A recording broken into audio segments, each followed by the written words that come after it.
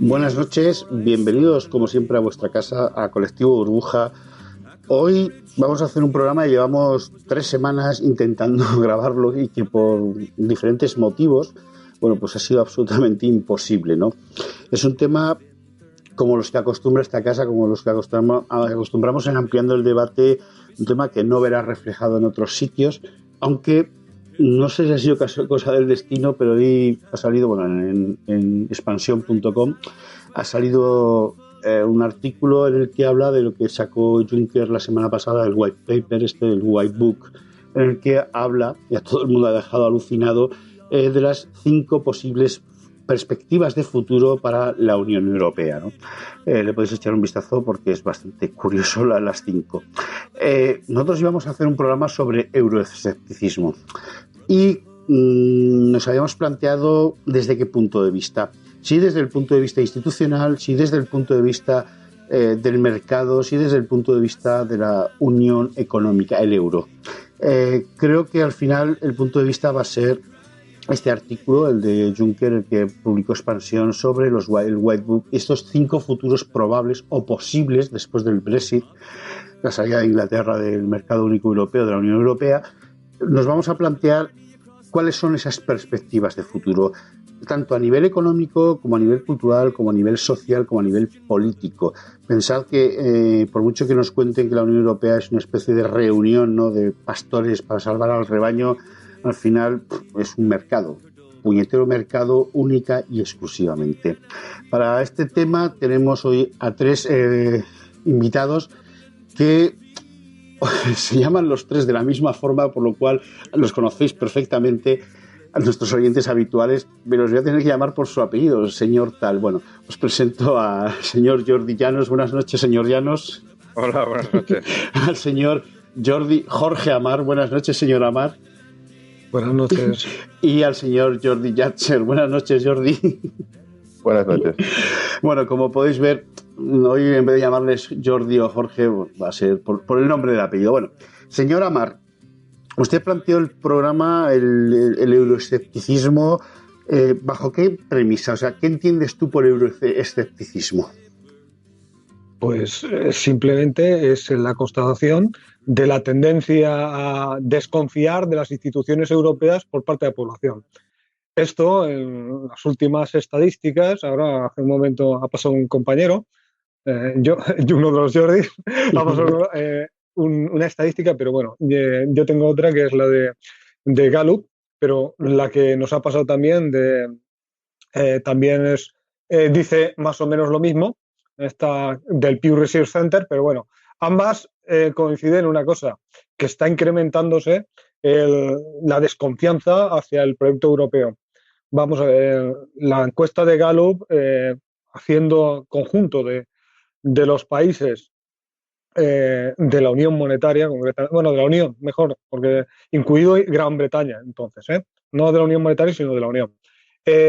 Pues juntándolos todos, estaban más cerca hacia Europa, el 17%, se sentían más lejos de Europa, o sea, más alienados por Europa, 28%, y sin cambio un 55%. Pero claro, esto cambia según países. Por ejemplo, en Grecia vemos una desconfianza, se incrementó hasta el 60%, mientras que sentirse más confiados con respecto a Europa, el 19%. En el caso de Italia, también un caso fuerte de incremento de la desconfianza hacia Europa, un 39%, y sentirse más cercano a Europa, un 16%. Quiere decir que hay países, cuando los países están pasándolo más mal, pues hay un incremento de la desconfianza. En el caso de nuestro país, justamente está ya hay una ligera ventaja según la encuesta de Gallup, hay una ligera ventaja de la desconfianza, ¿vale? Pero ligera, porque estamos hablando que de un 25% se encuentra desconfiando más de la Unión Europea, y un 21% se encuentra más cerca, más confiado de la Unión Europea. Quiere decir que un 54% se queda sin cambios, ¿no? Es decir, que hay países que se nota.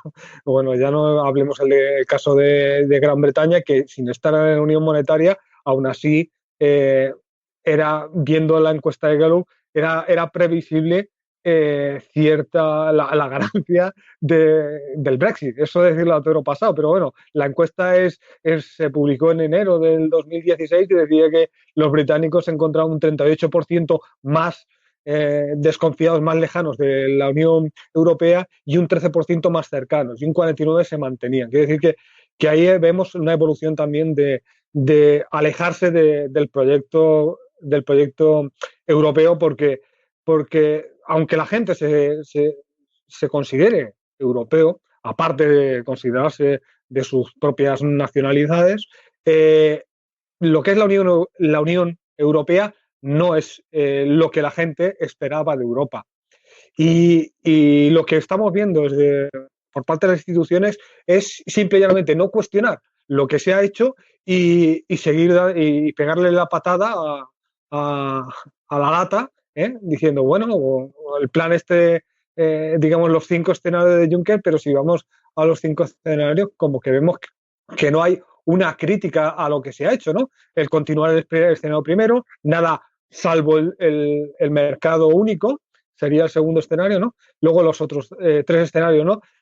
Escenarios que hacen mucha gracia, porque en última instancia ninguno habla de federalismo. Están hablando de hacer aquellos que quieran más, que es el tercero, que hagan más juntos, aquellos que hacer menos pero más eficientemente, curioso, y hacer mucho más juntos, pero sin entrar en federalismo. ¿Por qué? Porque entrar en federalismo es algo que está fuera absolutamente de las posibilidades, porque habría que reformular todo, volver a hacer tratados, y los tratados necesitan para cambiarlos unanimidad, y si no hay unanimidad, con uno que diga que no, basta.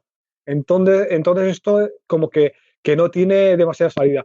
Han sacado ese producto, ese white paper, ¿no? Como, pues eso, como un más producto de propaganda, para evitar enfrentar el problema que tiene esta institución, que es un fracaso a los ojos de una gran mayoría de europeos. Y que, bueno, entendiendo que hay intereses que han salido favorecidos por este proceso de integración integración económica, y de una manera determinada pues han salido beneficiados, pero el resto de la población no ha visto más que pues los costes. Y claro, eso termina pues pasando factura pues en las encuestas que se hacen a la población en general. Si hiciéramos esas encuestas digamos, a las grandes compañías, por supuesto, el proyecto europeo ha sido un éxito para ellas, y dudo, vamos, y es de dudar que no la apoyen. Primero porque se ha hecho específicamente para ellos, ¿no? Y bueno, en eso está la cosa.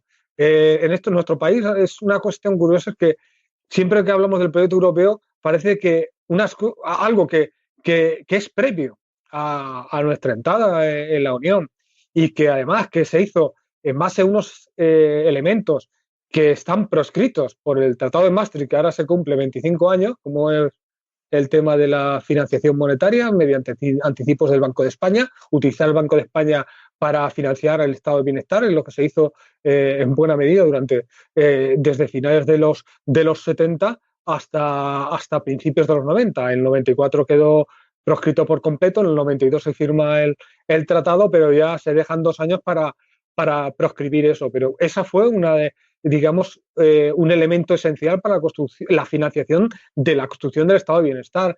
Y otro elemento que también se olvida, y que además, con el imperio actual de la hacienda sana o la hacienda responsable, que se dice, eso de que los estados no tienen que tener un déficit determinado, bueno, pues nosotros, para construir el estado de bienestar, tuvimos déficits que superaban los límites de Maastricht, desde el 80 y creo que es el 83 hasta el 90 y 94, sí, el 94. O sea que tenemos todos esos años que, si hubiésemos tenido que cumplir con las reglas que en el 92 se pusieron, y esos límites, límites arbitrarios y contraproducentes, pero es que si hubiésemos tenido el estado de bienestar. Así que cuando lees un artículo donde pone que si tenemos estado de bienestar es gracias a la Unión Europea, uno no puede quedarse, digamos, no puede dejar de contestar eso porque es radical y absolutamente falso. Es verdad que hemos tenido, ha habido fondos, pero es que los fondos, por ejemplo, de cohesión vienen de mucho antes que el Tratado de Maastricht, vienen desde los años 70. Y otra cosa es cómo se han reformado para hacer los condiciones a unas determinadas políticas. Es decir, que se desvirtúa una buena idea simplemente para obligarte a hacer unas determinadas políticas fiscales y dentro del marco ideológico del neoliberalismo, que es el neoliberalismo en esta cuestión, en la versión europea ordoliberalismo, ¿no? Que es en lo que estamos ahora inmersos. Y es lo que hay que estar cuestionando. Esto, el papel blanco de Juncker, como que no cuestiona, ¿cómo lo va a cuestionar? Si está dentro de absoluto. Y bueno, la cuestión es que hay países que claramente han dicho que no a esto. Gran Bretaña, si está sometido a ese corsé, que bueno, el corsé del Tratado de Maastricht sí que estaba sometida, pero digamos, el palo que iba tras de esa norma, que es el procedimiento de déficit excesivo con sus multas y tal, a ellos las multas no podían darles porque no estaban dentro del euro. Y aún así han cogido y como estaban dentro de ese procedimiento, pero no les podían poner multas, pero ellos dijeron, esto no tiene ningún sentido. Ahora pueden mantener los déficits que necesiten su economía para recuperarse sin que nadie, ninguna, entre comillas, autoridad europea les llame la atención sobre ello. Ellos pueden hacer la política fiscal que necesite su país sin necesidad de acomodar a los deseos de los eurócratas que desde ahí, desde Bruselas, pues gobiernan algunos de los países que están más sometidos a su yugo, como puede ser Grecia, Portugal, ahora Portugal con toda su rebelión, ¿no? España, Italia, que también está muy mal, ¿no? Está realmente mal, y que bueno, en las estadísticas. Nuestro país, con toda esa, digamos, cultura del europeísmo acrítico, yo soy europeísta, pero no de esta Unión Europea. Está claro, esta Unión Europea no nos vale, ¿no? Nos vale a la gran mayoría. Pero aquí en este país ha sido el europeísmo, la Unión Europea es Europa, y no, la Unión Europea no es Europa. Europa no acaba donde dice París y Berlín, donde terminan ellos. No, Europa continúa hasta los Urales. Así que, en buena medida, ellos pretenden identificar la idea de Europa y la idea de democracia como si hubiésemos tenido que esperar a que nos trajeran la democracia desde Europa. La que hemos construido, la hemos construido nosotros, como la hemos construido y como nos ha quedado, ¿no? Pero quiere decir que la hemos construido nosotros. No ha venido de Europa, no nos la han regalado, como tampoco nos han regalado el estado del bienestar. Y de hecho no nos han regalado ni siquiera los fondos de cohesión, porque cuando han venido con condiciones grandes. ¿Entiendes? Y ahí está la cosa. Yo entiendo que la gente esté tan, digamos, enojada y tan desconfiada con respecto a la Unión. Cada día se ve más claro que Jorge, solamente está montada para lo que... Tenemos un problema de sonido contigo, te estás perdiendo. Se te oye metálico. Señor Yatzer, después de la introducción bastante extensa nos ha hecho el señor Amar, de los estados, o sea, tu opinión sobre Europa, ¿tú eres proeuropeísta? O sea, ¿o en qué medida eres proeuropeo? Si es que lo eres, claro. Yo tengo un punto de vista pragmático. Soy partidario de la Unión Europea y de la idea de Europa, en tanto en cuanto sea una idea y una herramienta beneficiosa. En el momento en que deje de serlo, en estos momentos ya probablemente no lo es, debe ser reformulada o bien debe de desmontarse. A mí lo que me llama la atención es, si uno analiza las encuestas y los estudios hechos por el Pew Research, llama la atención que se dan entre los diferentes países europeos opiniones respecto a la Unión Europea que parecen contradictorias. Por ejemplo, si uno analiza cuál es el desempeño o la visión que tienen los europeos de cada país respecto a cómo está manejando los asuntos económicos la Unión Europea, ve que los datos son extremadamente horribles. Por ejemplo, en Grecia, el 92% consideran que la Unión Europea ha manejado la economía mal de Europa. 92% tiene esta consideración. En Italia el 68%, en Francia el 66%, en España el 65%, en Suecia el 59%, en el Reino Unido el 55%, en Holanda el 49%. En todos ellos son mayoría, excepto justamente en Alemania y en Polonia. Pero si nos vamos a un aspecto que no es relacionado con la economía, sino que es relacionado con estereotipos sociales, hay una interesante respuesta. Es decir, si le preguntan a los ciudadanos de cada país cuál es el país que los ciudadanos de qué país consideran que son más dignos de confianza, o qué país es el más digno de confianza, todos los países responden que el país más digno de confianza es Alemania. Excepto Grecia, que responde que el país más digno de confianza es Grecia. Pero si se les pregunta respecto a estereotipos, ¿cuál es el país menos compasivo? La práctica totalidad responden que Alemania también. Excepto Francia, que responde Gran Bretaña, y evidentemente Alemania, que no responde Alemania. Con lo cual, eso demuestra que hay, en mi opinión, un cierto síndrome de Estocolmo en la Unión Europea. Es decir, la mayoría de los países, o la mayoría de ciudadanos de los países, tienen una visión muy negativa de la Unión Europea. Por ejemplo, cuando se les pregunta cuál es su visión respecto al futuro de la Unión Europea, si se debe de devolver poder a los estados o bien se debe incrementar la Unión, vemos que los griegos responden que el 68% de los griegos responden que se debe devolver poder a Grecia. El Reino Unido, el 65%. Y el resto de países, en el resto de países, todos, la opción mayor es que se devuelva competencias a cada país, incluso en España. Incluso en España. Pero sin embargo, si nos vamos a los datos de si aprueban o no la salida del euro, vemos un dato curioso, y es que Grecia, que tiene esa visión tan negativa de la Unión Europea, y con razón, el 69% de sus ciudadanos responden que quieren mantenerse dentro del euro. En España el 67%, en Italia el 64%, en Francia el 63%. Entonces,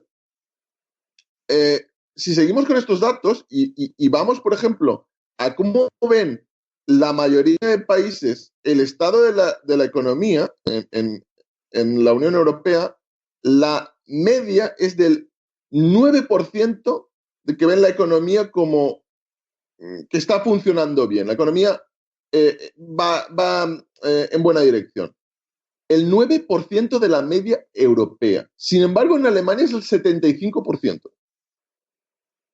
Del 9 al 75%. Imaginemos cuál es el diferencial de los alemanes con el del resto de ciudadanos de la Unión Europea. Es un dato bestial. Si vemos, por ejemplo, cuál es su visión sobre el mercado del trabajo, el 26% lo ve positiva, y en Alemania es el 74%.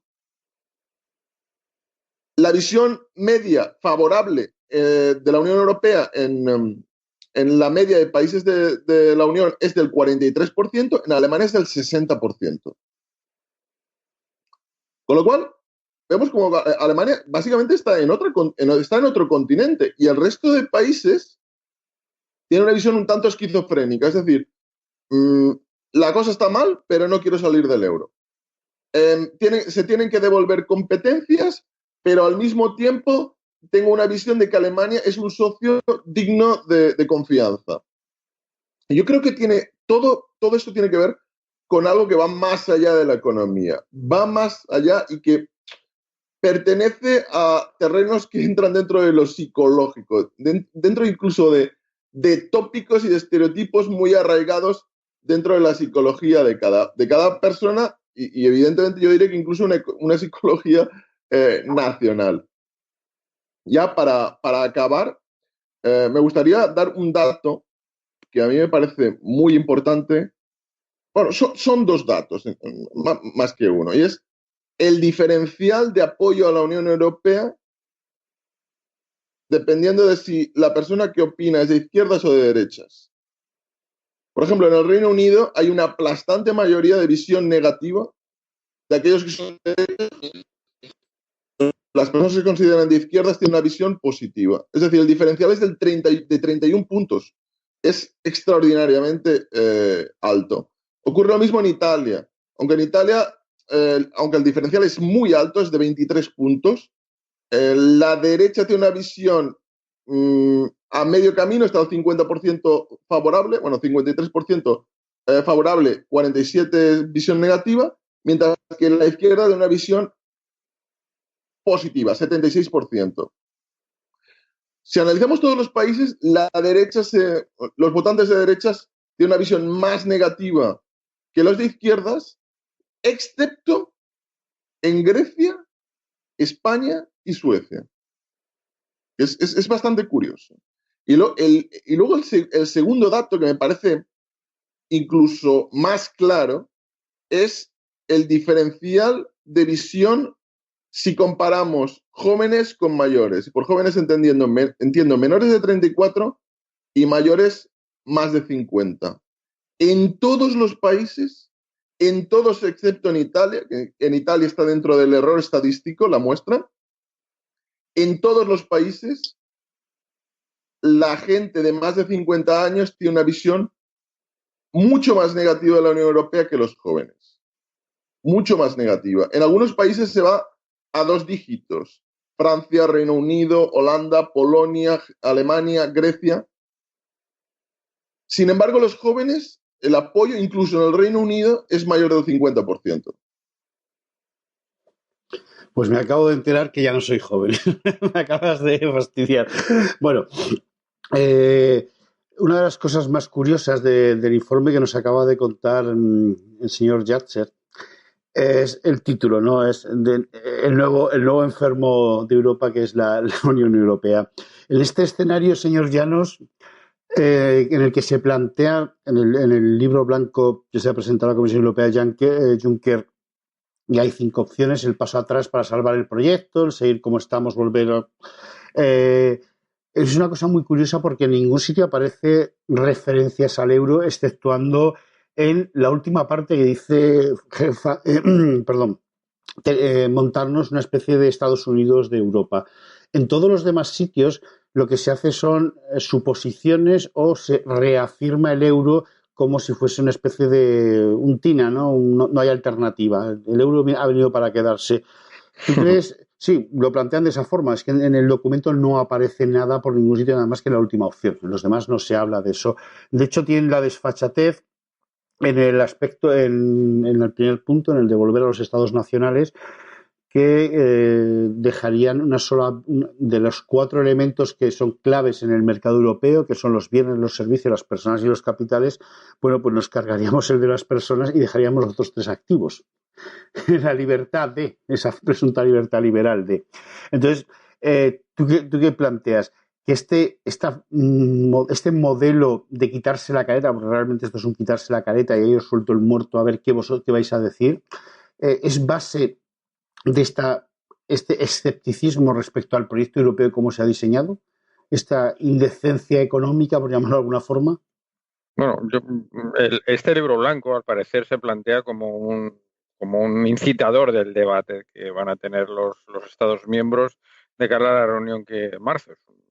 Es un pequeño libro blanco, entre las cosas de volúmenes extraordinarios. Aquí solo se plantean ligeras líneas en donde el euro pues es una cosa que mejor no tocamos, porque en el fondo transita por debajo, subyacente de todos los problemas, incluso en el escenario 2, cuando hablan del escenario 2 es bastante divertido porque está diciendo, bueno, mantenemos solo el movimiento de mercancías y de capitales, evidentemente, solo el de capitales. Entonces, diferentes tipos de legislación pueden crear un riesgo y dicen de race to the bottom. Sí, el race to the bottom me hace gracia porque lo menciona como una posibilidad en el caso de que retrocedamos en el tema de la Unión. Y cuando hemos tenido, y la Unión y sobre todo la zona euro, se ha caracterizado precisamente por ese race to the bottom, comenzado por, por, por, por Alemania y que después de la zona euro. Vosotros habéis hablado, muy interesante todo el tema de las estadísticas. A mí realmente las estadísticas, todas esas contradicciones, a mí no me sorprenden. Es decir, el hecho, por ejemplo, de que los jóvenes tengan más asimiladas las narrativas que se han ido, en las que han sido, digamos, ya educados, parece lógico.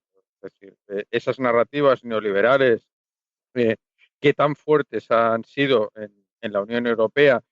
Yo diría que había tres grandes fases. Es decir, la Unión Europea se funda como un cártel auspiciado por Estados Unidos, como una prolongación de la ayuda norteamericana, ¿no? Del Plan Marshall. Eso es fundamentalmente el inicio de la Unión Europea.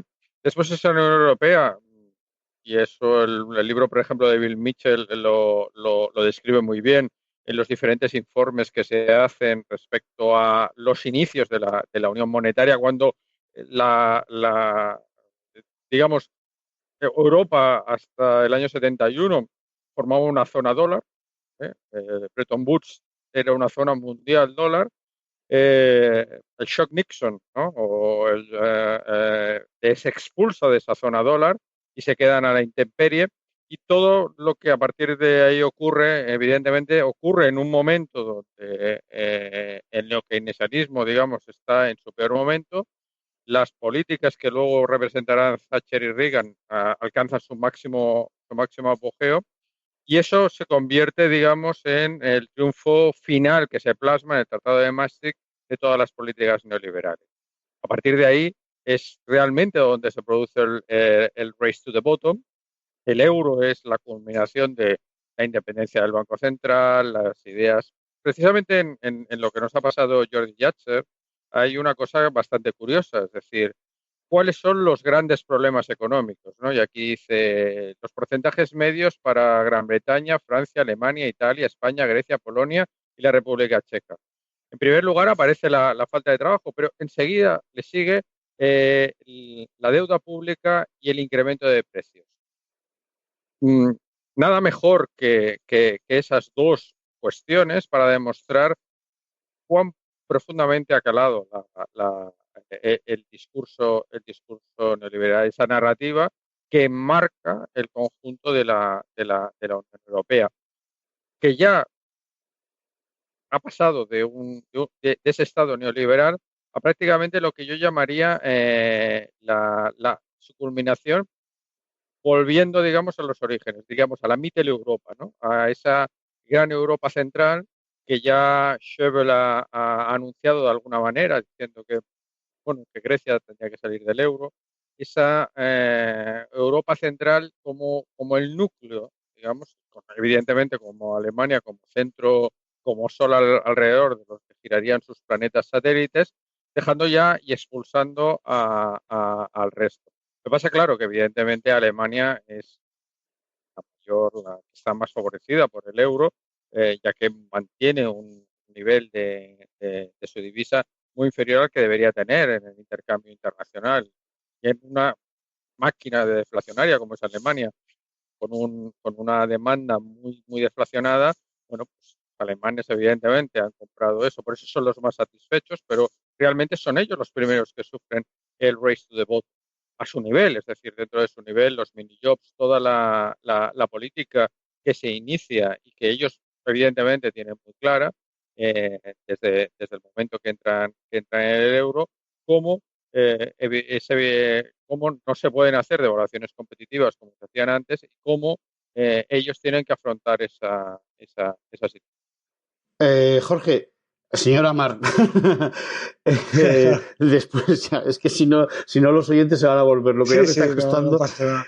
En las posturas, en esa versión que nos acaba de contar Jordi Llanos de la falta o de este europeísmo acrítico que tenemos, en el que yo le echo la culpa directamente a los más mierda, cuando se firmó el Tratado de Maastricht, cuando las votaciones de la Constitución Europea, a lo que se publicó en este país se le puede llamar cualquier cosa menos información. Eran opiniones sesgadas por los intereses de ciertos elementos.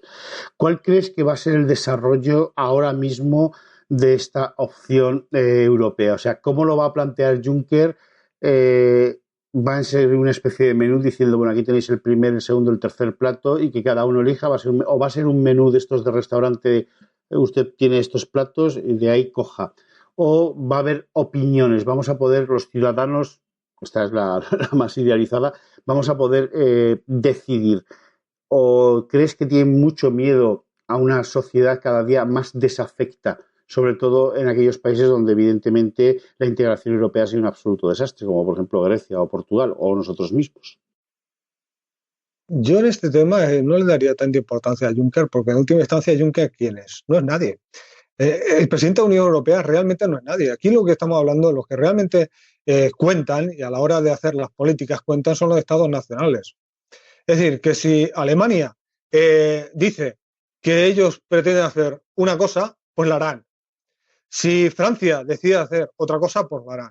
Hay otros países que hay una especie de seguidismo o de adscripción a las reglas cuando esas mismas reglas han sido vulneradas por otros países. Estoy hablando directamente de Francia y Alemania, han vulnerado las reglas de la Unión Monetaria más de una vez y no ha pasado absolutamente nada.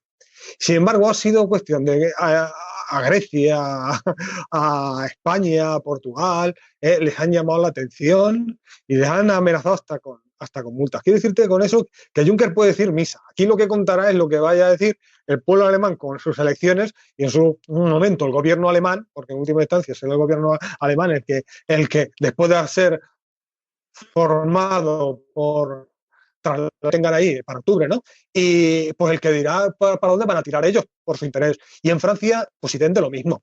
Idénticamente lo mismo. Es que el tema está en eso. Es que lo que puede decir él, y yo con estos cinco elementos, a mí me llama la atención que el escenario 5 se diga que el escenario 5 supone un Estados Unidos de Europa. Eso es absolutamente y radicalmente falso. No existe federalismo dentro de la Unión de la Unión Europea. No ya de la Unión Monetaria, sino directamente de la Unión Europea. No es un Estado federal, no estamos hablando de Australia, no estamos hablando de Estados Unidos.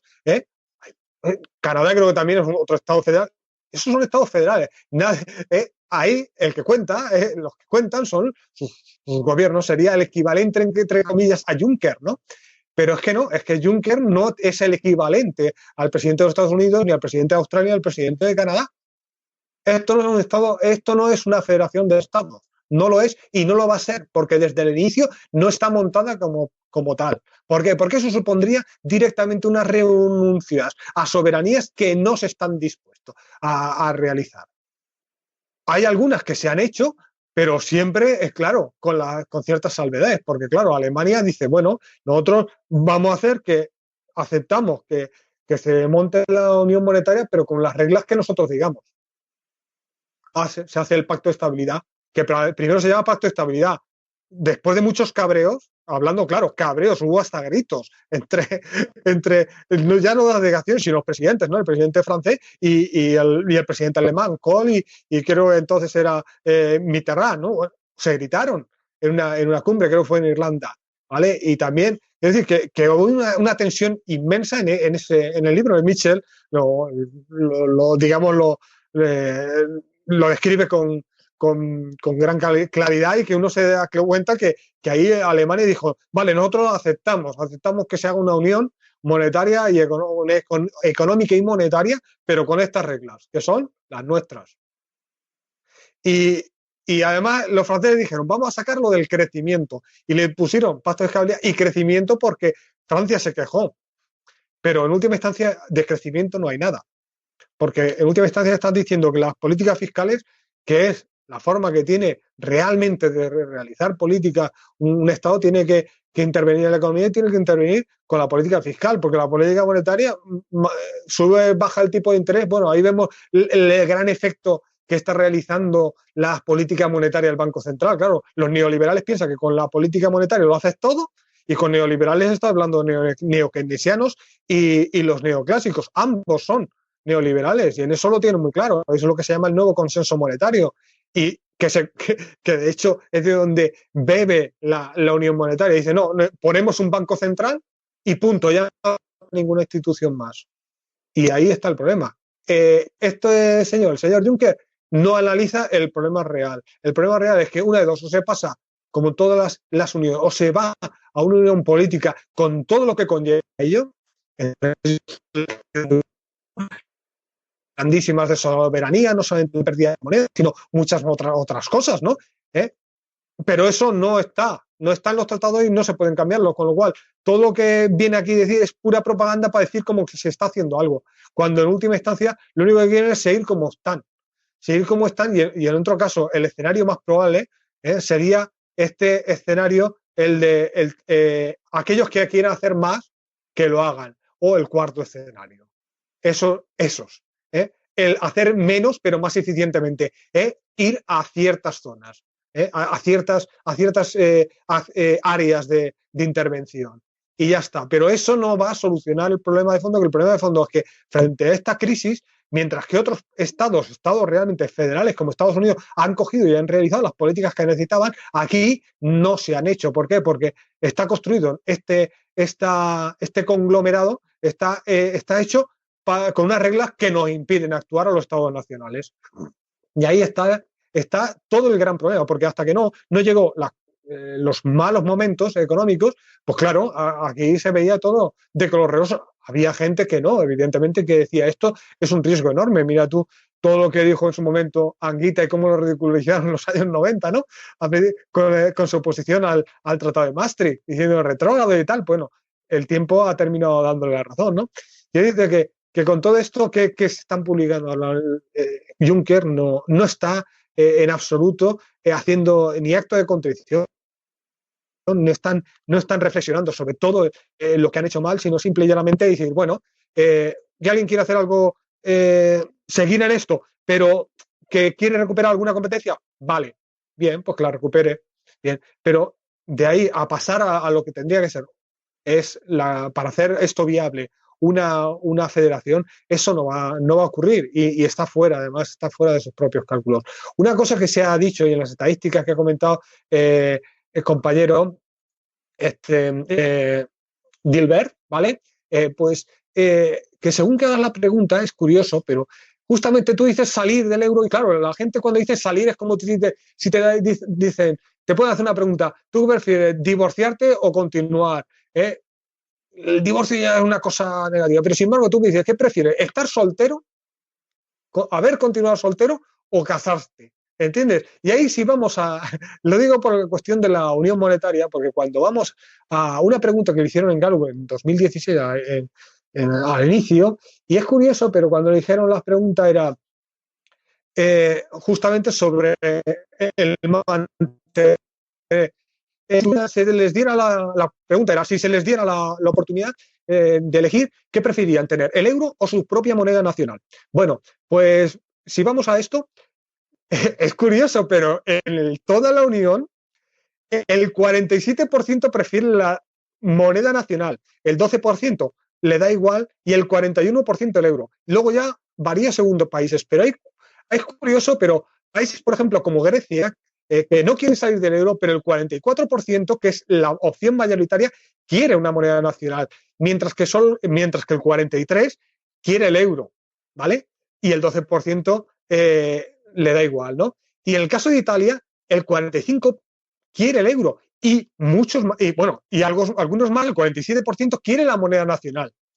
¿Entiendes? Y ahí está la cosa. Según cómo hagas la pregunta, efectivamente, cuando es romper un status quo, la gente tiene miedo a la incertidumbre. Y claro, inmediatamente, después de toda la propaganda que se les hace con respecto a los costes de la salida del euro, que claro, que tiene costes, sí, pero mantenerse el euro también tiene costes. Solamente hay que ver que aún no hemos recuperado el PIB de 2007. Ha pasado una década y estamos con una tasa de desempleo que bueno, que al ritmo que vamos, el 2050 aún seguiré, si no ha habido otra crisis financiera de por medio, igualmente para el 2050, y con suerte habremos llegado a las proximidades de la tasa de desempleo, que no eran ni mucho menos tan idílicas del 2007, ¿no? Quiero decir que eso hay que entenderlo. Hay costes, claro, tiene costes salida, pero ¿y el coste de la permanencia? El coste de permanencia lo tenemos claro, eso está claro, eso la gente lo percibe, sabe cuánto le está costando realmente mantenerse ahí. Esos 10 años perdidos, que van a ser más, porque si hablamos del paro juvenil, por encima del 50% en algunos países de la Unión, pues eso es un lastre para el futuro, y incluso ya para el presente, porque han pasado 10 años, importante. Eso habría, digamos, que tenerlo en cuenta cuando veamos las estadísticas. Es decir, que según cómo se haga la pregunta, nos vamos a encontrar diferentes respuestas. Es algo normal, ¿no? Cuando se hacen las encuestas también se elaboran las preguntas de una manera determinada para hacer, digamos, para resaltar algún tipo de, aunque no se debería hacer, ¿no? Porque lo que se busca es de alguna manera una imagen, ¿no?, fiel de la opinión, ¿no? Pero hay ideología y hay interés incluso cuando se hacen las estadísticas. Quiero decir que por eso también se muestran ciertas contradicciones, ¿no? Como eso de que quieren más una moneda nacional y, sin embargo, les dicen salir del euro y mayoritariamente no quieren ni saber. Es una cosa que hay que analizarlo, ¿no? Porque es como eso, es falta también de información que recibe la población en general. No recibe información, además que por los más medios de comunicación de masas, y esto lo que hace es repetir una y otra vez que salir es algo así como decían del Brexit, que iban a salir y se iba a suspender hasta la Liga de Fútbol. Bueno, pues ya hemos visto que con la salida con el Brexit no ha pasado gran cosa, y si lo ha pasado algo, incluso hay algo positivo por ahí en cuestión de indicadores económicos, pero tampoco yo lo atribuiría a la salida de Gran Bretaña, porque en última instancia ahí, sin estar dentro del euro, es la responsabilidad de su propio gobierno, que hacía las políticas, digamos, que ha decidido, ¿no? Y que no venían marcadas por el Banco Central Europeo ni por la coacción a la hora de comprar la deuda pública británica, ¿no? Pero quiero decir que eso hay que entenderlo, que nosotros cuando nos dicen, no, es que si salimos va a ser el desastre total. Mirad, el Brexit no ha sido si los medios, está claro lo que están diciendo. Lo que hay que ver es que detrás de eso hay un interés determinado y hay que desenmascararlo y hay que enseñarle a la gente que sí, que efectivamente hay coste, pero también hay un coste de permanecer, y todo eso lo tiene que hacerse un debate, digamos, democrático en el país, en el que esas posturas pues eso, se contrapongan unos con otros, y que la gente pueda, para decidir de una manera con respecto a su propio interés, tiene que recibir esa información veraz. Lo que no puede recibir es simplemente de una parte diciendo esto y esto es lo que hay y punto, y lo que es fuera es el desastre total. Bueno, pero ese es el trabajo de los más mierda, acojonar al personal. Y como ha dicho antes Jordi Llanos, mantener una posición absolutamente acrítica, no un TINA, no un There's no alternative. Señor Yatcher, en el estudio que has hecho sobre desafección, desapego hacia el proyecto europeo, ¿me compras el argumento de que se debe a promesas incumplidas que prometieron el oro y el moro, y que aquellos países a los que el proyecto europeo en su diseño actual no les ha funcionado son los que más desapego, más desprecio le tienen hacia Europa, y que eso supone un verdadero lastre para que el proyecto llegue algún día a funcionar? No lo sé, no sabría responder a eso, porque yo sigo considerando que en ciertos países de la Unión Europea el apoyo es aún bastante alto al proyecto europeo. Lo creo sinceramente, es decir, estoy convencido que la Unión Europea no se va a romper por España, estoy convencido. Es decir, nosotros ahora podemos intentar construir un razonamiento lógico. Es decir, podemos intentar argumentar que la salida del euro es más beneficiosa, que el quedarse dentro del euro eso provoca unos daños en la economía, que a largo plazo el coste de oportunidad quizá o probablemente determine que sea mejor salir del euro, pero no es así como piensa en general, no es como piensan los seres humanos. Es decir, ¿de verdad alguien vota porque su vecino le argumente racionalmente que debe votar a ese partido? Yo no lo tengo nada claro, pero para nada. Yo sé que no. Claro, entonces, yo no sé lo que ocurrió en el Reino Unido, pero en el Reino Unido, cuando entraron en la Unión Europea, brindaron con champán y gritaron que viva el Reino Unido, que viva el Reino Unido, que celebramos que estamos en la Unión Europea. Porque eso se hizo en España. Se hizo prácticamente en manifestaciones que entrábamos dentro de la Unión Europea. ¿Por qué ocurre eso? Porque hay un alboroto, porque hay una especie de fiebre, yo diría que casi una revolución, porque hemos entrado dentro de la Unión Europea. Yo creo que eso es muy importante. Eso no es accesorio, eso no es adjetivo, eso es nuclear. Porque claro, eso determina que luego puedas pensar que sí, es que, bueno, es que si las cosas van mal, pero no es que van mal por la Unión Europea. Yo creo que hay un cierto desasosiego y un cierto desapego, y eso creo que es evidente, pero considero que hay muchísimas naciones de la Unión Europea, especialmente del este de Europa y del sur de Europa, en el que la gente no quiere salir del euro y no van a responder a argumentos racionales.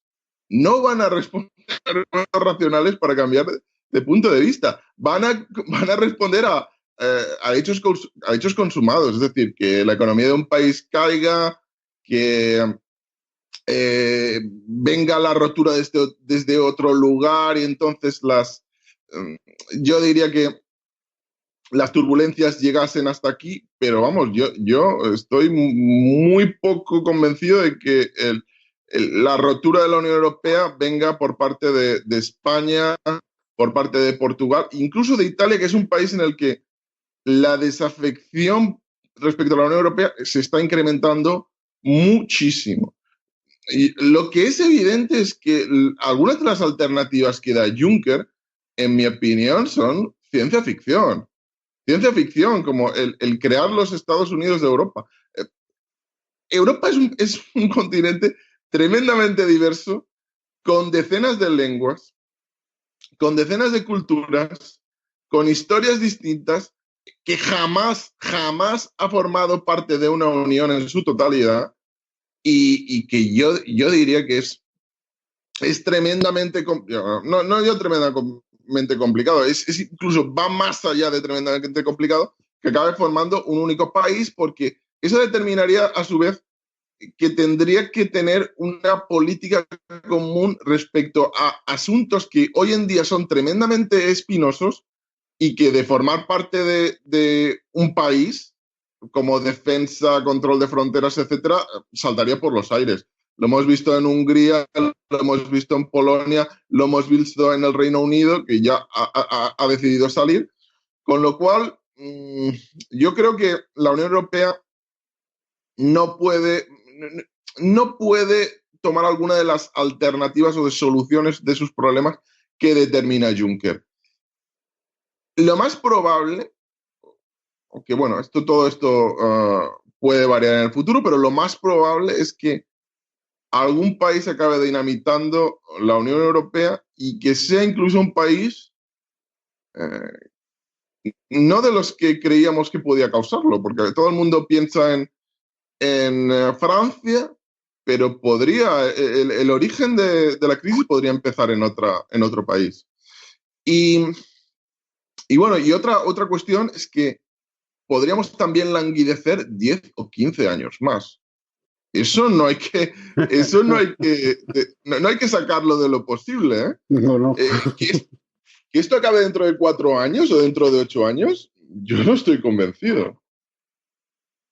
Sí, sí, una larga y tortuosa agonía año tras año, sí, sí. Yo ese argumento sí te lo compro, eso de los fines súbitos, ¿no? Los Seneca Cliffs, el barranco de Seneca de pum, de repente, que puede pasar, pero sería terrible pasar nosotros 10 15 años en esta misma situación. Ay, señor Llanos, bienvenido de nuevo después de los graves problemas de sonido. Espero que esta vez le podamos escuchar mucho mejor que antes. Jordi, el diseño del euro, ya lo hemos dicho muchas veces, es un diseño que se hizo para favorecer, de hecho, el escenario de Estado americano, el de Trump, no recuerdo cómo se llama, de hecho, habría que investigar, ¿no? Porque el euro está artificialmente bajo. Es un diseño que beneficia mucho a Alemania y a Alemania y a nosotros nos perjudica enormemente a los países del sur. A cambio de ellos poder exportar con un coste mucho menor, bueno, pues nosotros nos estamos comiendo el marrón que nos estamos comiendo. ¿Tú crees que ese cambio, que cambiando el euro, ese diseño, se podría solucionar o enmendar la papeleta europea o da igual?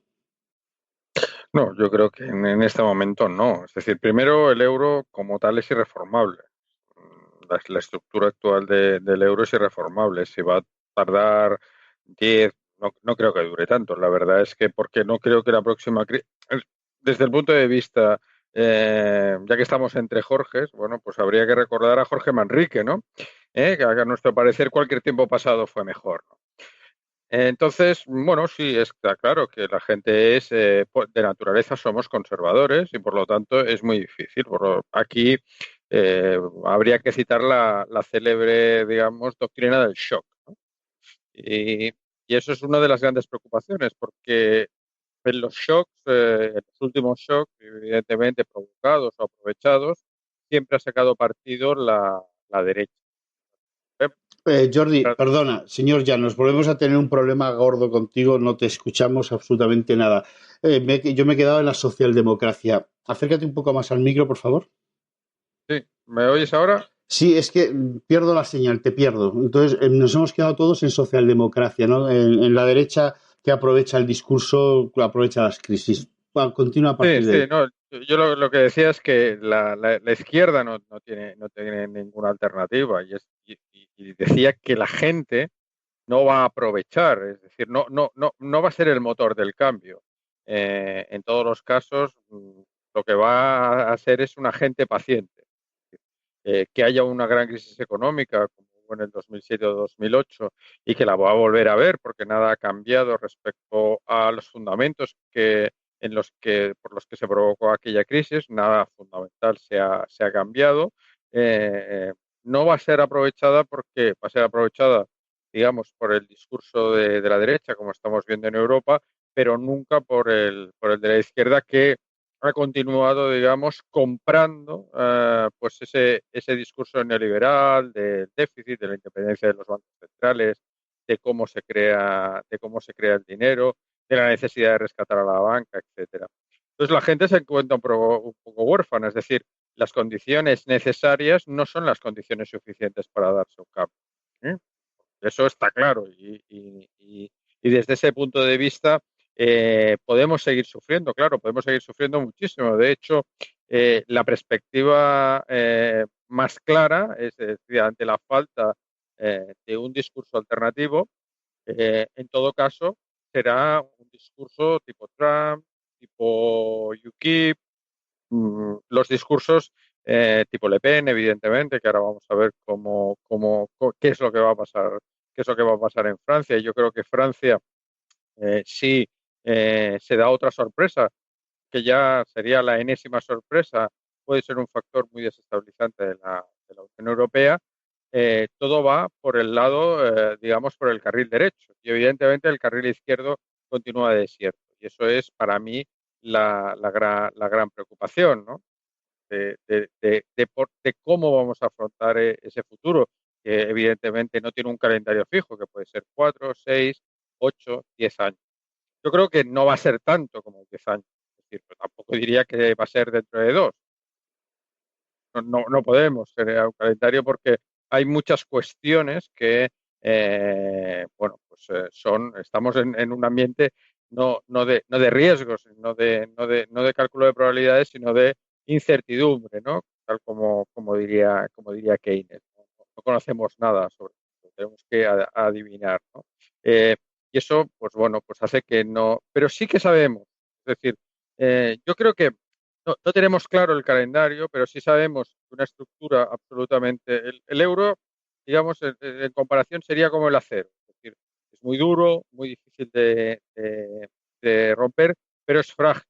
Es decir, lo que lo hace duro lo hace frágil, a diferencia del hierro, que es más dúctil, ¿no? Entonces, desde el punto de vista económico, sabemos que, como los materiales, hay un momento que hay una fatiga de ese material y ese material se va a romper. Yo creo que para mí esto es bastante claro, mirando las desconfianzas. Ahora estaba echando un vistazo a los saldos Target 2 en la información que da el Banco Central Europeo. Y bueno, pues estamos en los saldos, digamos, en el desequilibrio y la desconfianza, que significan los saldos Target 2 en el mercado interbancario en los máximos, y en los flujos, digamos, entre los países en los máximos. Estamos ya por encima de lo que estuvimos en el 2012 y en el 2013. Saldo Target 2 no es más que un mecanismo de reequilibrio para que el euro, digamos, en un banco alemán valga igual que el euro en un banco español o que el euro en un banco portugués, decirlo de una manera muy, muy simplificada. Pero sí que es un termómetro de cuáles son los problemas que nos aquejan. Y si vemos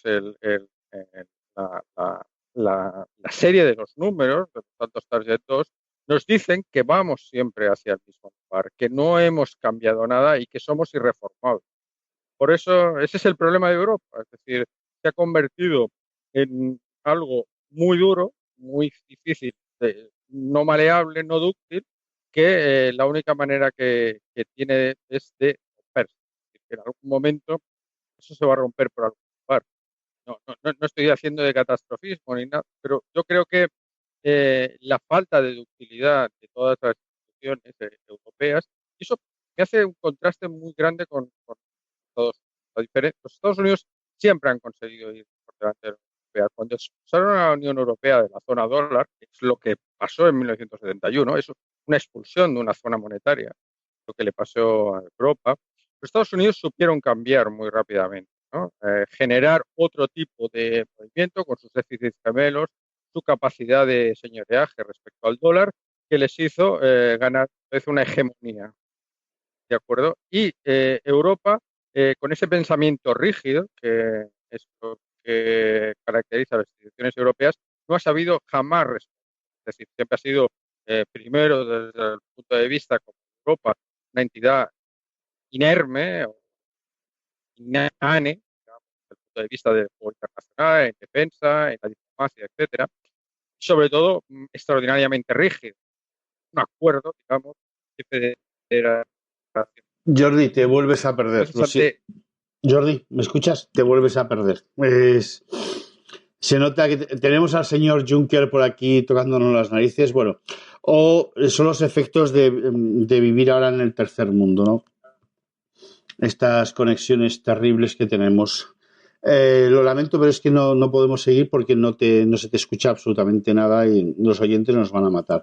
Así que te despido ya y le doy paso a Jorge, al señor Amar y al señor Yatzer para que cierren el programa, porque bueno, y lamento a los oyentes la calidad tan pésima que va a tener este audio. Señor Amar, su turno para cerrar el programa. Bueno, pues constatar que efectivamente la gente de los pueblos de Europa cada vez se encuentran más desafectos con respecto al proyecto a Europa, ¿no? Porque hay que diferenciar ambas cosas porque no son lo mismo. El primer principio de la propaganda es identificar cosas que no son lo mismo. Y en este caso se habla de Europa cuando se habla de la Unión Europea y no son lo mismo. Es curioso que ahora que se está hablando de todo esto, veamos que Francia ha sido una de las iniciadoras principales de todo este proceso y ahora Marine Le Pen, con su discurso de recuperar el Banco Central, de recuperar, en última instancia, de quitarle la absoluta independencia al Banco Central, de hacer política nacional, me refiero a política fiscal nacional, ¿no? Sin las ligaduras del euro, ¿no? Pues está ahí en la primera en las encuestas. El problema es ver que eso en algunos, la izquierda europea no lo está aprovechando. Es normal desde el punto de vista de socialdemocracia, porque la socialdemocracia ha sido digamos, la que ha parido este monstruo, ¿no? Delors fue el artífice de todo esto, el Tratado de Maastricht, la Comisión de Delors, y Delors fue el primer ministro de Economía, ¿no? Don Mitterrand fue el primer ministro de Economía que pudo más políticas neoliberales. No fueron los británicos con Thatcher, no, fue en Francia efectivamente, con el giro que hizo, ¿no? Con ese giro copernicano en la política económica que capitaneó. Luego lo hemos visto ahí en primera línea y se desprendió de todos los dos ministros de Economía para poder hacer las reuniones con los banqueros centrales, que están muy contentos de que con un banco central era la única herramienta necesaria para hacer que esto funcionara. Ya se ha funcionado. Y bueno, pues ya esto está claro, yo creo que para todo el mundo está muy claro. Evidentemente no lo van a publicitar que se han equivocado, sino ellos van a intentar pues decir, no, esto vamos... Hay flexibilidad en el proyecto. Justamente lo que vemos es una carencia absoluta de flexibilidad del proyecto, porque los tratados están blindados, son tratados que se cambian por unanimidad, eso ya es un blindaje absoluto. Intentar cambiar algo con unanimidad de tantos países, vamos, si todos estuviésemos de acuerdo ya no habría ningún problema. El problema es que no nos ponemos de acuerdo, con lo cual los tratados están ahí que son irreformables. Y bueno, y continuará este proceso de deterioro. ¿Cuánto durará este proceso? Eso dependerá. Ya el tema está muy, muy complejo, porque este año se abren muchísimos frentes, no solamente las elecciones, sino es que hay problemas económicos de envergadura, aparte del claro que tenemos en este país, que porque a veces oigo a la gente decir, no, es que se ha acabado la crisis, en España estamos. ¿Cómo podemos hablar de que se ha acabado la crisis si tenemos tasas de desempleo de depresión económica? ¿Cómo podemos estar hablando de que se ha pasado la crisis? Es que eso no tiene ningún sentido. Simplemente eso en absoluto. Lo que pasa es que bueno, ha habido un cambio de tendencia en la política fiscal durante estos 2 últimos años. Eso ahora se va a revertir, se ha estado revirtiendo ya. De hecho, ya hay algunas cosas que se han revertido, ¿no? El techo ese de gasto, y eso va a tener unas consecuencias nefastas sobre la política, o sea, sobre la economía de nuestro país, sobre la tasa de desempleo y sobre el crecimiento también. Bueno, pues aquí seguiremos con este tema, porque hay un crítico apoyo del euro, porque no se entiende exactamente lo que es el euro. Se le asignan unos valores y se le dan, digamos, y se le atribuyen unos méritos de los cuales carece, porque no se hicieron dentro de estas reglas, sino vulnerando absolutamente y no siguiendo estas reglas. Y bueno, pero hay países que eso no es así. Hay países que lo están viendo muy claro. Pues, por ejemplo, el caso de Italia. El caso de Italia es para mí el caso más claro. También Grecia, que claro, después de cómo están, el caso de Grecia también es bastante claro. Lo que pasa es que Grecia está en una situación de absoluto, digamos, vamos, que están subyugados por completo a potencias extranjeras. Y claro, no es lo mismo que en Italia, que no está en esa situación, y además una economía que puede plantar cara, una economía industrial fuerte, que aún así todo este proceso le ha ido haciendo muchísimo daño, pero claro, quiere coger y la gente quiere cambiar. Otra cosa es que decir, preguntarles directamente si quieren salirse del euro, claro. Pero si dicen que si quieren tener la moneda nacional, mayoritariamente la quieren. Países que están fuera del euro y tenían que estar obligados a entrar, no han entrado. No han entrado, y no han entrado porque han visto el panorama y han visto lo que hace con este sistema, y no han entrado. Suecia no ha entrado, Polonia no ha entrado. Sin embargo, están muy bien con la Unión. Sí, están muy bien con la Unión, pero sin embargo están obligados a entrar en la Unión Monetaria y no entran, y no quieren entrar mayoritariamente, tampoco Suecia. Bulgaria, que aún también está ahí, no entra tampoco en la Unión Monetaria y tiene ahí su moneda, aunque tiene una moneda, un tipo de cambio fijo con respecto al euro, que tiene sus problemas, ¿no? Pero que ven todo eso, ven todo este problema y dicen, no, esto no nos vamos a meter esto porque, habida cuenta la experiencia que están viendo, pues claro, como que no. Al que le ha ido bien, Alemania, pues Alemania, bueno, sigue haciendo las políticas que ha hecho siempre, las políticas que les han venido bien como nación, ¿no? Entre comillas. Igualmente a su pueblo no le ha venido muy bien, pero bueno, ellos tienen algo que no es exportable, ¿no? Su modelo no es exportable porque todos no podemos tener un superávit por cuenta corriente. Y si alguien piensa que eso es así, pues ya sabremos meridianamente claro que hay vida extraterrestre, porque si todos tenemos superávit por cuenta corriente, los que tienen déficit por cuenta corriente son los alienígenas.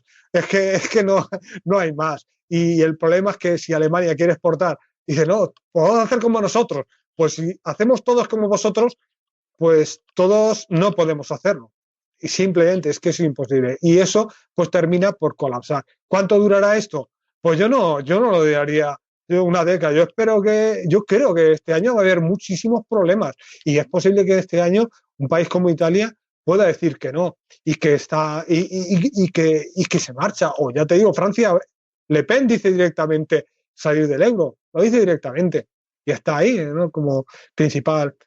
Así que no es especular, ¿no? Quiero decir, porque no sabemos en última instancia qué es lo que la gente decidirá y tampoco sabemos lo que decidirán inclusive los que ahora dicen que salir del euro, porque el programa económico de Le Pen dice eso y el programa que aplicará será no el que prometió, sino el que en su momento aplique. Eso dependerá. Es decir, pero que ver esto que es a largo plazo, yo no creo que a largo plazo se pueda. Es que ya son 10 años de crisis mantenida por un sistema disfuncional, agravada por un sistema disfuncional y sin visos. Hace nada, el Financial Times, implícitamente el FMI dijo que Grecia le hubiese ido mejor saliendo del euro. Implícitamente, porque dijo, si hubiesen podido hacer lo que hizo Estados Unidos cuando la Gran Depresión, no tendría la trampa de la deuda, esto sometido a la trampa de la deuda en la que está actualmente. Pero claro, eso lo dicen, pero luego son lágrimas de cocodrilo. Luego ves que vuelven a recomendar, se van a ir a la política, vuelven a recomendar 3/4 de lo mismo. Dicen en un paper que hay que incrementar el déficit fiscal para estimular la economía y cuando llegan a Grecia dice tenéis que incrementar los impuestos y bajar el gasto. Es decir, que no podemos esperar mucha coherencia en esas instituciones porque están muy, muy tignadas de la ideología neoliberal y de ahí no los vamos a sacar ni siquiera la realidad los está sacando, ¿no? Así que, pues eso, esperemos, yo espero que este año haya países, Italia yo creo que es el candidato, ¿no? Es el candidato. Grecia, también el propio ministro nuevo de Finanzas, de Economía, Papadimitriou, ya iba con un plan de crear una moneda euro, ¿vale? Y bueno, porque es que ven que si no pueden hacer política fiscal y si no pueden hacer política fiscal no puede salir de la trampa en la que estás. Y dentro del euro eso significa hacer una moneda y si hace una moneda está rompiendo con el monopolio que ostenta el Banco Central Europeo y ¿qué va a pasar entonces? Pues que el Banco Central Europeo dirá que no o si dice que sí, pues abre la puerta a que lo haga cualquiera, se acaba de facto entonces su monopolio y si dice que no, pues Grecia tendrá que optar por salir o ser expulsado si consigue el ministro de Finanzas alemán que tira a Grecia, pues que la tiren, igualmente le termina haciendo un favor, ¿no? Pero bueno, eso lo veremos este año. Yo creo que este año hay muchas posibilidades de ver en el caso de Italia principalmente y Grecia una salida, un cuestionamiento de base de lo que es la eurozona. Y si ya hablamos de la eurozona, pues ya no te digo de la Unión Europea como tal, que se crea desde Maastricht, pensando ya directamente con el núcleo central de la Unión Monetaria, pues veremos que todo eso puede saltar por los aires mucho más rápidamente de lo que uno cree. el imperio puede parecer una, vamos, inamovible hasta que de la noche a la mañana se le acaba. Algunos imperios no es de la noche a la mañana, otros suelen durar años, ¿no? Pero en nuestro caso las uniones monetarias, ha habido muchas disoluciones de uniones monetarias, casi todas las que no se hicieron, que terminaron en unión política, fueron fracasos y cada país terminó yendo a la suya, como la Unión Latina y otras uniones que hubo este siglo pasado. No será ningún drama. El drama es mantener las tasas de desempleo, la caída de la producción potencial y frente a todos los problemas reales de economía que no se están poniendo solución, como el cambio climático, uno de ellos principal, ¿no? Que a nosotros nos afecta grandemente, pero ¿no? Están las políticas fiscales procíclicas de reducción del déficit, en vez de dedicarnos el dinero que sea necesario para poner en marcha y solucionar ese problema, o el problema del envejecimiento de la población y la tasa de dependencia, que eso también necesita más gente trabajando, no por la cuestión de las contribuciones, sino porque esa gente es más productiva, produce bienes y servicios, y eso es lo que la gente consume, no el dinero. El dinero es con lo que se compra eso, pero el dinero se puede producir de la nada. Los bienes y servicios hay que hacerlo, hay que trabajar ahí y tienes que tener recursos reales y personas trabajando. Y eso es lo que no se está haciendo. Eso es lo que Europa no está enfrentando en absoluto. Y el plan de Juncker, si el white paper tiene la misma, digamos, el mismo éxito que ha tenido el plan de empleo de Juncker, podemos ya augurar que va a ser un desastre absoluto. Así que, pues eso, que ya veremos lo que pasa este año. Yo soy optimista con respecto a que se rompa este corsé, pero para mejorar políticas. Porque si es romper esto para hacer las mismas políticas, entonces es de tontos romper esto, ¿entiendes? Es ahí el problema, es que la gente pueda entender y se le explique cuáles son los riesgos y cuáles son los riesgos de estar, de mantenerse y de salir. Pero no solamente los de salir, claro, te dicen solamente los riesgos de salir y no te dicen ningún otro riesgo, pues me quedo. Claro, pero si te dicen ya los riesgos de mantenerse, no, los riesgos no, los costes, porque ya están los costes, no es un riesgo, es un coste que se ha materializado constantemente. Esa caída de la producción potencial de nuestro país, esa tasa de desempleo juvenil por encima del 50%. Y lo digo así con un poco de sorna, ¿no? Porque cuando dices, no, se acabó la crisis, ¿cómo se va a acabar la crisis? Pero es que la gente no ve cómo está el país, cómo tenemos a tantos millones de desempleados. Es que eso no cuenta, que si la macroeconomía no nos da una imagen fiel de cómo está un país, entonces ¿para qué nos sirve la macroeconomía? ¿Para qué nos sirven las estadísticas? Para nada. Si no te sirven para dar una imagen fiel y pueda hacer política que mejore la vida de las mayorías, pues como que no. Es decir, mejora el sector exterior. ¿Y qué mejora el sector exterior? Y seguimos teniendo la desigualdad se incrementa, vemos la precariedad aumenta, vemos que las horas trabajadas no aumentan, vemos que muchísimos problemas, que la producción potencial cae, que la población activa cae.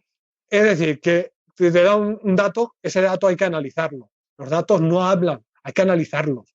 Y eso es necesario, que la gente tenga elementos de análisis. Y ahí es donde los medios es que hacen un trabajo el contrario, de enmascaramiento y de ocultación y vamos, absolutamente de... Por eso no hay posibilidad de nada distinto, es imposible. Cualquier cosa es una locura.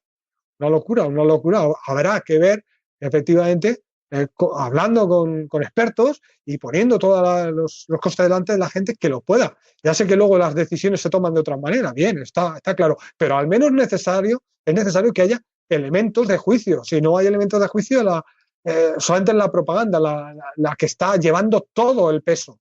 Y la propaganda está claro quién la lleva. Este programa tendrá unos cuantos, 1.000 o 2.000 oyentes, pero eso, ¿qué es? Eso no es nada. Vemos ahí los que ven la televisión y reciben ahí constantemente salir del euro, el Brexit es el desastre, se van a quedar sin fútbol. Nosotros salimos del euro y España no funcionaba ni la luz.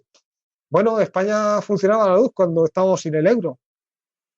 O sea, y teníamos estado de bienestar cuando no estaba el euro. Y incluso yo estudiaba en la facultad cuando no había euro. O sea, que había hasta gente que no era rica que iba a la universidad. O sea, que quiere decir que esas cosas no están en los medios, y en los medios siempre te venden, al menos los medios de aquí, ¿no?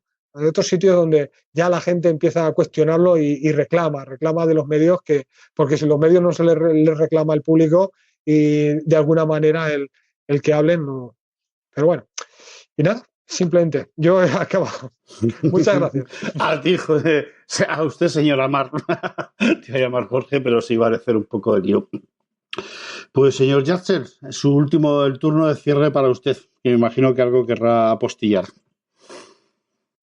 Sí, muy rápido. Bueno, creo que todos coincidimos en que este proyecto tiene los pies de barro. Es bastante improbable que tenga esperanza de futuro a larguísimo plazo.